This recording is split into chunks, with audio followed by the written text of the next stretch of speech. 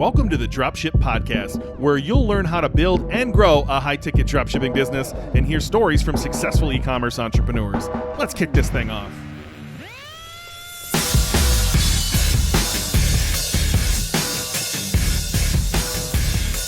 Hey, welcome to the Dropship Podcast. Today we're going to talk about drop shipping profit margins. Our content team stumbled on this keyword, and I was like, yeah, of course we've done a YouTube video on this or a podcast on this, and I was searching for it, trying to send it to him, and then I realized we haven't really talked about this.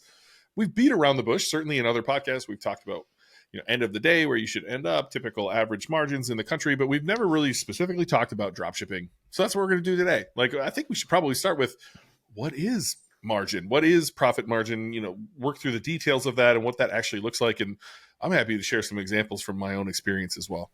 Yeah, absolutely. Well, dropshipping margin or margins in any business is essentially you buy something for X amount of dollars, you sell that thing for X amount of dollars to your customer. So you buy it from a supplier, you sell to a customer, and the difference between those two amounts is your margin in the most basic terms.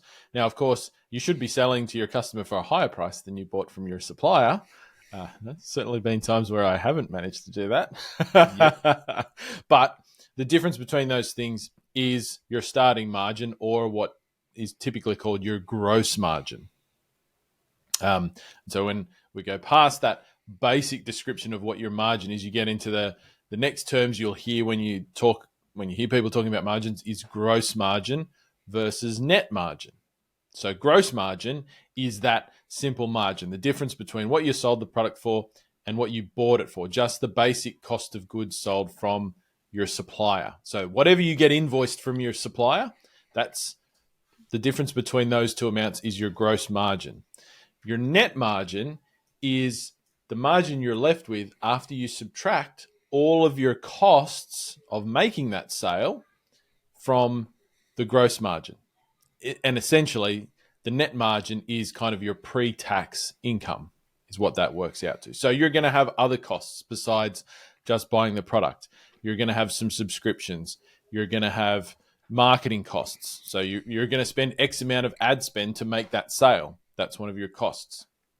You're going to have, maybe you've got some employees. So you've got some employee overhead that you could attribute some of to every sale, for example. And so there's a range of costs in your business, and to run an effective business, particularly at scale, you need to have a way of working out the difference between your gross margin and your net margin so that you can accurately track what you can actually pay yourself.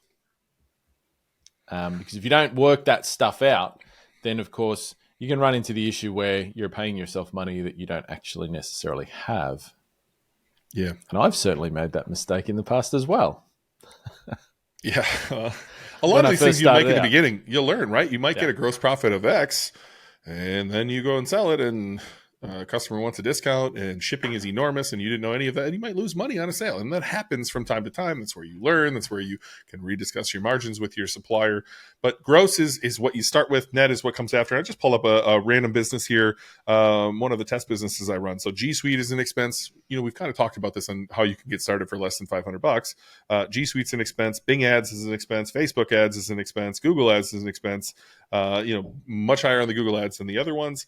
Grasshopper for a phone number, clear sale fees, Shopify subscription, and then the good old Shopify credit card fees as well are part of those deductions. But at the end of the day, net is what you take out of the business. Gross is what you start with, right? And so I think a lot of people who are wondering what drop shipping profit margins are really thinking about that gross part, right? They want to know, and specifically, people like to talk percentages, and I know you have a little rant on that towards the end here, but I think understanding what is a margin, what is typical inside of drop shipping, and more specifically, what is typical inside of high-ticket drop shipping, because again, we're not talking about little trinkets from AliExpress that you're drop shipping on your website that show up 40 days later that are a pile of crap, or something that you're drop shipping from Amazon to eBay, or eBay to Amazon, or Amazon to Walmart, or Walmart to Amazon, or any of those other different types of drop shipping. We're specifically talking about you having your own business, selling products on your website and you acquiring the customers. This is what you can typically find when you go speak to the brands that you're going to sell. That's what the suppliers are in high ticket dropshipping. They're literally the brands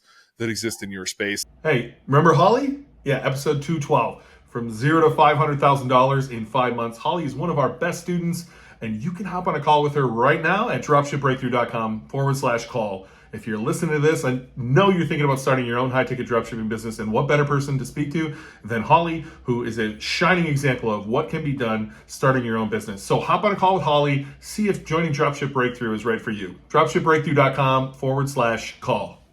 I've seen everything across the board here, John. So I wanted to give some real examples. I don't have any brand names to pull up here, but when I was in pitching machines, I ran across a few brands that were bottom of the barrel. They were literally 5% margins. They would ship this product for me, which I guess lessened the blow a little bit, but 5% is about as brutal as you can find anywhere on the planet for drop shipping margins. Okay.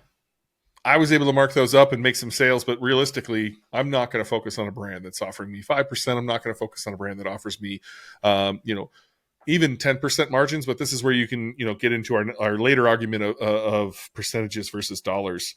In high ticket dropshipping, I've seen everything from as low as that 5 up to 60% margins, which is unbelievable, really, when you're talking about the dollar figures we're talking about. When you think of low ticket dropshipping, you're thinking of that kind of keystone, right? Most people think 50% margins. I'm going to keystone in this product. I'm going to sell it for 100. I'm going to take 50 home, right?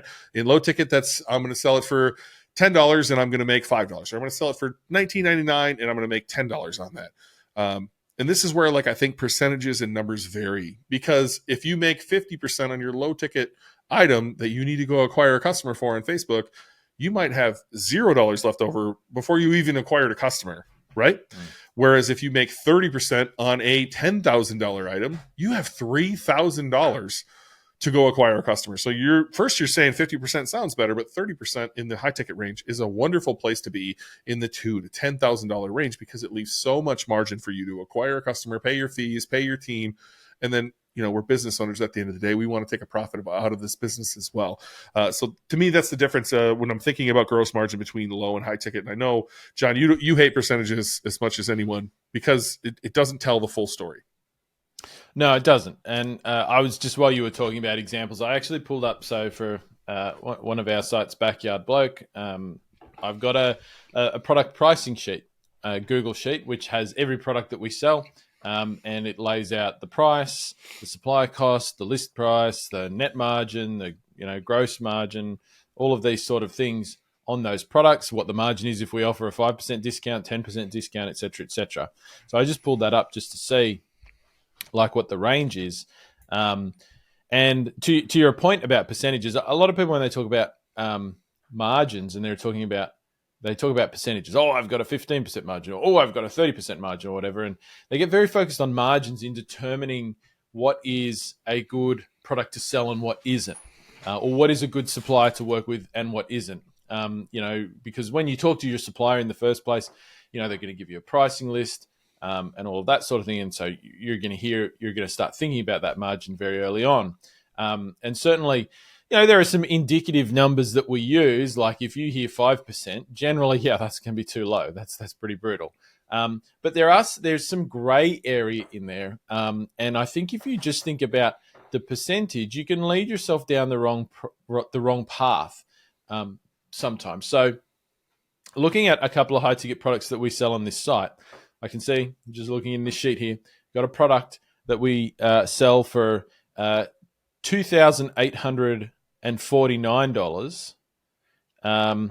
I'll even go to $1,389. There's a product we sell for $1,389, and there's a product that we sell for $8,799. Right now, the margin on the $1,389 one is just under 30%. It's like 29 point something percent. The margin, the gross margin I'm talking about, so just the difference between what we buy from the supplier and what we're selling it for. The margin that we get on the $8,799 one is 15%. Now, if we just think about it in percentage terms, you would say, oh, well, 15%, that's a bit low, isn't it? Like, come on, 15%. But if we think about that in dollar terms, that's $1,400 or thereabouts, right? Whereas on the previous product, the $1,389 has a higher percentage margin, but that's only $389 or thereabouts, right? So fundamentally, which one do I want to sell more? I want to sell the 15% margin one more because the product price is higher, so I can live with a lower margin and still make money. Now, selling that product is probably going to cost me around, let's be generous and say a couple of $100. Let's say it's going to cost me $200 to $300 to sell it. I'm still going to have $1,000 net margin that's going to go into my pocket or could go into our pockets, right? Pre-tax. Whereas if it costs me the same, roughly the same, even if it costs me a little bit less to sell that $1,300 product at 30% margin or thereabouts, I'm not going to be left with much. I'm only left with $100, $150, something like that, which, once again, I mean, don't get me wrong, is not bad. That's profit. That's good, but it's a very different outcome for the business from, a product with a lower percentage margin is way better to sell than a product with a higher margin. And so that's why it's now, if I just looked at it on the percentage margins, I would say, well, maybe I don't want to sell that 15% margin product because that means I'm only going to be left with 12 or 13% or something after my costs. And that seems low. But if I thought that, I'd be leading myself down the wrong path. When I actually take into account the actual costs involved, I see that selling that is actually a very profitable thing to do for me, even though the margin in percentage terms is low. Sounds low. And on that site, we have products that are 50% plus margin, right, as well. So there's a whole range, but they don't necessarily make more in dollar terms than that 15% margin product. Yeah, I think long before I could call Ezra Firestone a friend, I saw him on a conference stage, and he was talking about this stuff, and he was saying, hey, when you sell your products, and again, he's talking about, your own brand, you need to have 4-to-1, 5-to-1 into it, right? That means 80% margins is what you should have. And so I had my own brand, and that's about right. I have 70% margin, 75% margins on those products, right? But they're $50 products. They're $60 products, right? They're $100 products. Yeah. And so when he was outside at that conference, he kind of had his own booth for Blue Ribbon Mastermind and something else he was selling back at the time too. I walked up to him and started talking, told him what I did. Turns out Ezra Firestone, the GOAT in e-commerce for a lot of people, he started high-ticket dropshipping. He was selling bar stools. He was selling other things. And we ended up having a really great conversation. We talked for a while. And I said, hey, man, here's where we're at in this company. We're about to bring our own product to market. And it's probably going to be $2,000 hard cost, $3,000, $4,000 hard cost, depending on the bundle that we go with. When I do your method, that means I got to sell it at $15,000, $20,000. No one's going to buy that, right? And he's like, oh, okay. So here's where you're at when you're talking these small products. You got to be here. As we work our way up the ladder of retail prices, there's less and less percentage margin to work with. There's a lot of dollars to work with, but you can't expect to have 80% margin so that you can sell a $4,000 product for $20,000 so that you can give it to a retailer at 10 and they can sell it at 10. It doesn't work the same way. And so you have to, maybe 2x into a price or 3x into a price. So think about the person you're buying this product from, what their margins might be, and why they might be giving you the 15% or 20%, and realize that as you go up in that retail price, it's actually going to get smaller and smaller percentage wise. It doesn't have to. There are some exceptions to this, of course, but the dollar figure that itself will be much, much larger. What you should expect, though, I think, is pretty typically 20 to 30%. John, you've done a lot of these calls. We work with a lot of students. Would you say that's the range, 20 to 30, that you've seen? I know that's it for me. That's kind of average. Yeah. I think that's realistically as well. I mean, the interesting thing about these numbers is that, I've been in this now nearly a decade. At some point in the next little while, we're going to have John's been dropshipping for 10 years party. I don't know. It kind of makes me feel old as well. The margins we get today, that spreadsheet I was reading off, right? And, I read down the list, like I was saying, 16, 15, 15, 28, 28, 27, 22, 22, 24, 21, 25. I'm reading you out margins on products here. 20, 22, 22, 23, 30, 41, 44, 46, 40, 38, 44, 34, 34, going down the list, 24, 19, 19, 20, 20, 20. These are all margins on products, and that was across a range of different brands that I just read through. And you can see there, 20 to 30%, some above, which is fantastic. I mean, you hit those 40 to 50% margin products, like, if they're $2,000-$3,000, that's great, right? That's a really sweet spot. And you'll definitely find some of those, but it's not going to be the majority. But 20 to 30%, that literally hasn't changed from the day I started. Right? People worry about, like, is it dropshipping getting harder? Is it this? Is it that? Or is it more, our margins going down? Da, da, da.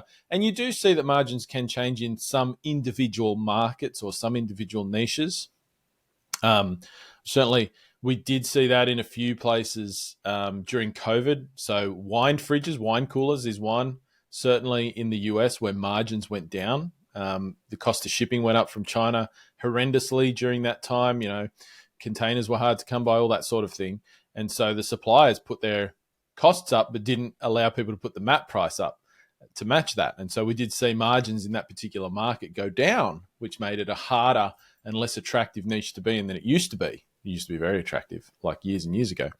And so that happens occasionally in individual places, but across the spectrum of, all the niches that we look at, like, it's amazing actually to see that margins are literally the same as they were, or very similar, years ago, which is cool, which is one of the great things about high ticket, I think, is it's a very, very stable business model. And I don't know I think some people maybe don't believe it, but, like a lot of the things that we do today are the same as what I was doing 10 years ago. Like, literally a lot of things have not changed that much. Yeah. And I think 20 to 30 can give you a sense of, like, only 20. That's probably where you're going to start with a lot of vendors and work your way in. Like, it'd be unreasonable to think there hasn't been more people building businesses in the last 10 years, right? So while people think it's more competitive, I just think, like, there's more demand. There's more people. And so there's more people on TikTok standing next to their rented Lambo telling you can do this. And so they get more phone calls. And so they kind of have to put these gates up and say, yeah, you're going to start at tier 1. Move some product for us. Show us that you are a value to us and we're a value to you. And we're going to move you up the tier. So you'll often find that you might start at 20.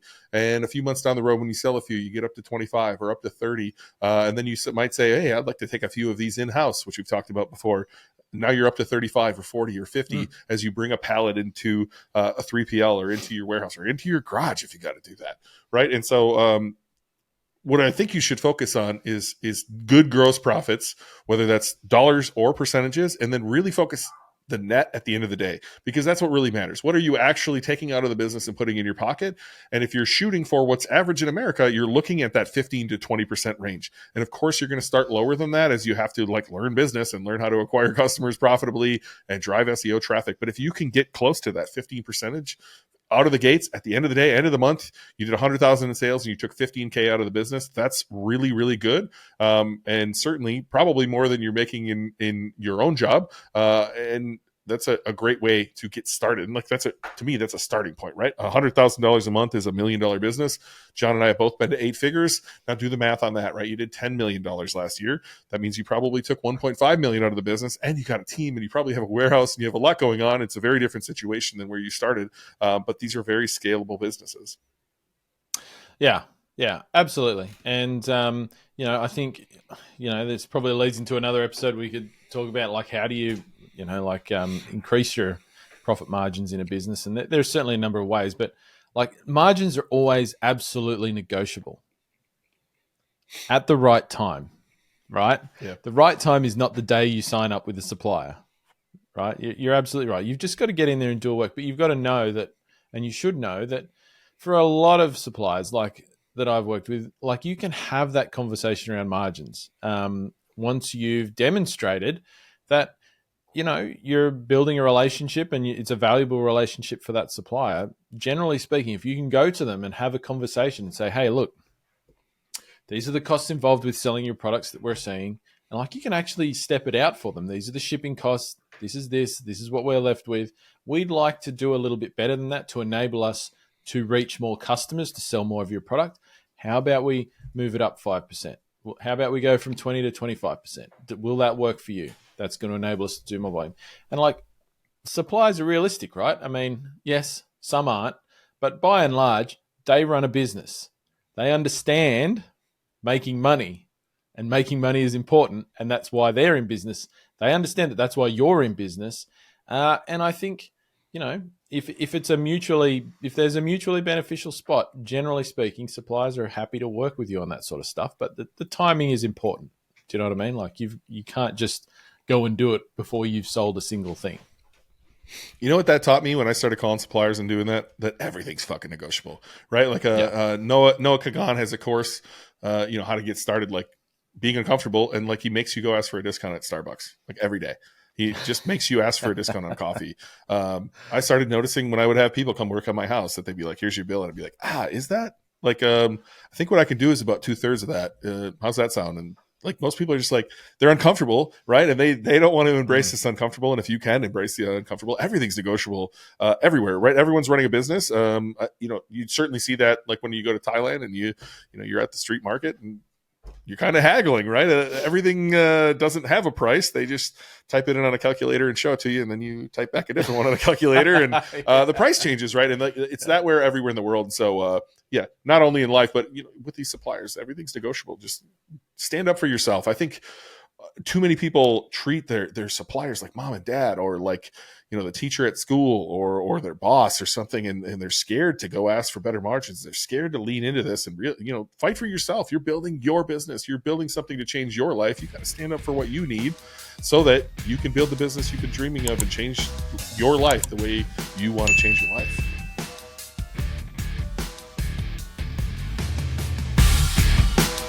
Thanks for listening to the Dropship Podcast. You can find all the show notes for this episode at dropshippodcast.com.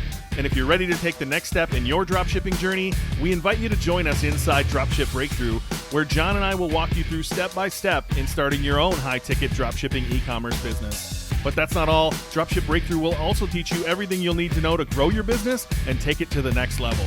So head over to dropshipbreakthru.com and sign up for our free training that will help you take the first steps towards building and growing your own profitable high-ticket dropshipping business.